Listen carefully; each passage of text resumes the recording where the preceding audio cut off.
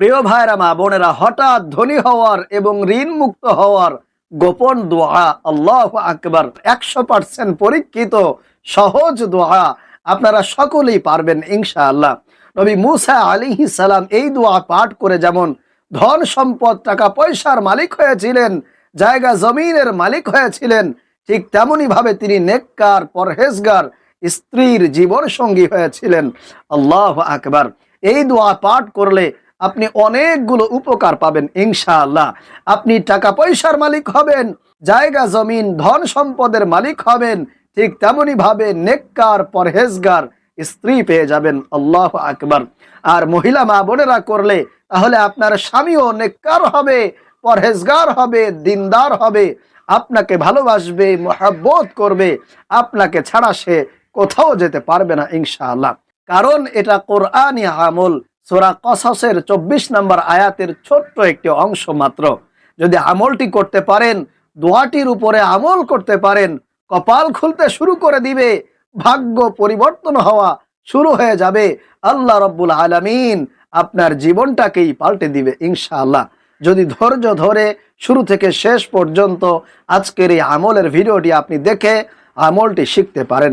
তাই প্রিয় ভাইরা মা বোনেরা, যদি আপনার পরিবার সংসারে অনেক বেশি অভাব অনটন থাকে, দারিদ্রতা থাকে, দুঃখ কষ্ট থাকে, অভাব অনটন আপনাকে চতুর্দিক থেকে ঘিরে ফেলেছে, কোনো মতে আপনি জীবন যাপন করতেছেন, না আছে আপনার ভালো একটা চাকরি, না আছে ভালো একটা ব্যবসা বাণিজ্য, কোথাও আপনি কোনো কিছু করতে পারছেন না, বিদেশে যাবেন ভালো একটা ভিসা পাচ্ছেন না, অনেক কষ্টের মধ্য দিয়ে আপনি জীবন পার করতেছেন, তাহলে আমি বলবো মাত্র 1 সপ্তাহ একটি নিয়মে আজকের এই আমলগুলো করেন। আল্লাহ পাক রব্বুল আলামিন অবশ্যই আপনার জন্য রিজিকের দরজা উন্মুক্ত করে দিবেন।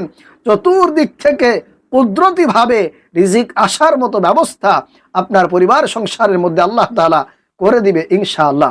প্রিয় ভাইরা মা বোনেরা, যেমনই ভাবে নবী মুসা আলাইহিস সালামকে আল্লাহ তাআলা ধন সম্পদ দিয়েছিলেন, টাকা পয়সা দিয়েছিলেন, নেককার স্ত্রী দিয়েছিলেন, শুধুমাত্র এই দোয়ার আমল করার কারণে ইনশাআল্লাহ আপনাকেও দিবে, যদি আপনি আল্লাহকে রাজি খুশি করাইতে পারেন, সন্তুষ্ট করাইতে পারেন ইনশাআল্লাহ।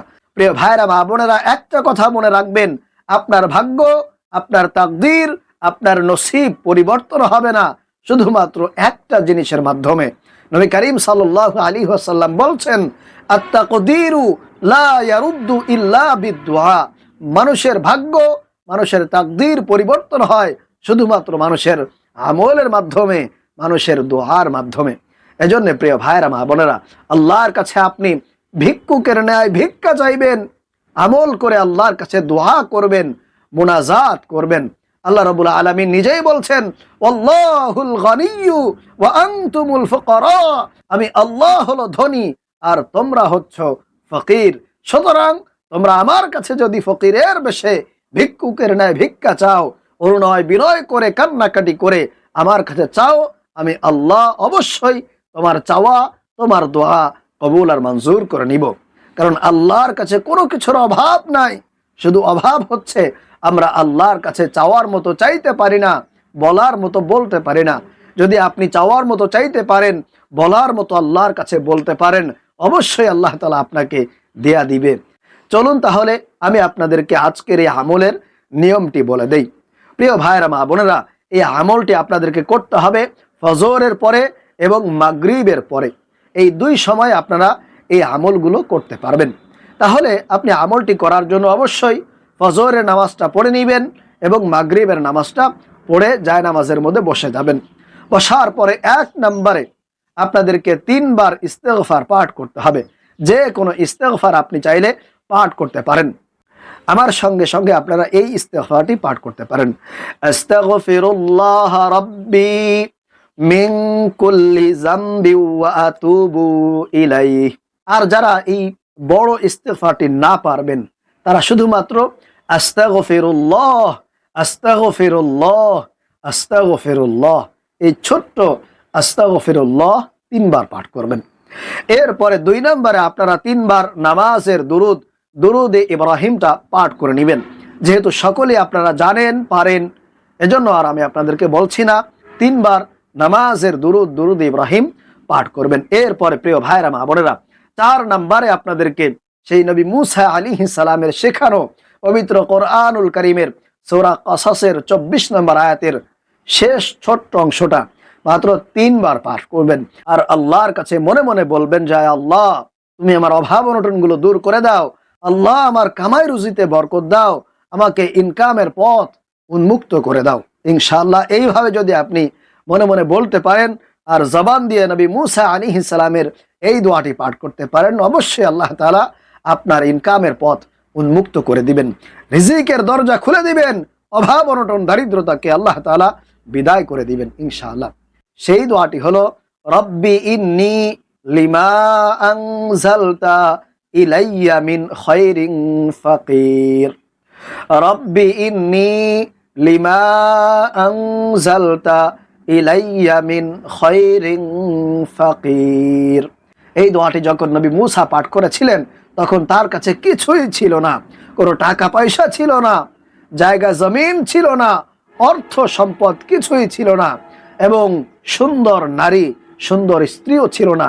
আল্লাহ তাআলা এর সব কিছু কিন্তু এই আমলের বরকতে, এই দোয়ার বরকতে আল্লাহ তাআলা তাকে দান করেছিলেন। এজন্য আপনি সেই বিশ্বাস নিয়ে, মনের মধ্যে শতভাগ ভরসা নিয়ে আপনি আমলটি করবেন। প্রিয় ভাইরা মা বোনেরা, তারপরে 4 নম্বরে আপনারা আল্লাহ পাক রব্বুল আলামিনের একটি ছোট্ট গুণবাচক নাম 100 বার পাঠ করবেন।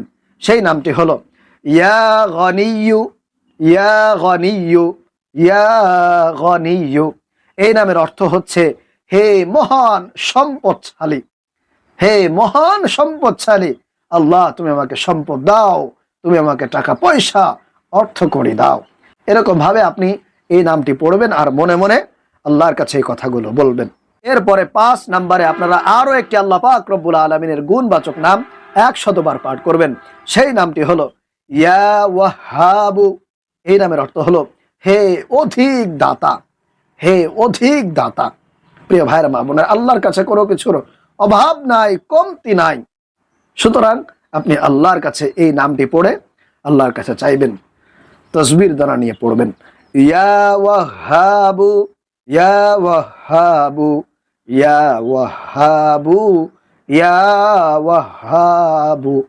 এই আমলগুলো করতে কিন্তু আপনার বেশি সময় লাগবে না, হয়তোবা সর্বোচ্চ 5 মিনিট লাগতে পারে, যেহেতু ছোট্ট ছোট্ট নাম। এরপরে সর্বশেষ আপনার ঋণ মুক্তির জন্যে, পাহাড় সমান যদি আপনার ঋণ থাকে, আল্লাহ তাআলা সেই ঋণকে কিন্তু পরিশোধ করার ব্যবস্থা করে দিবেন, কুদরতিভাবেই আল্লাহ তাআলা করবেন। সেই দোয়াটি আপনারা 7 বার পাঠ করবেন।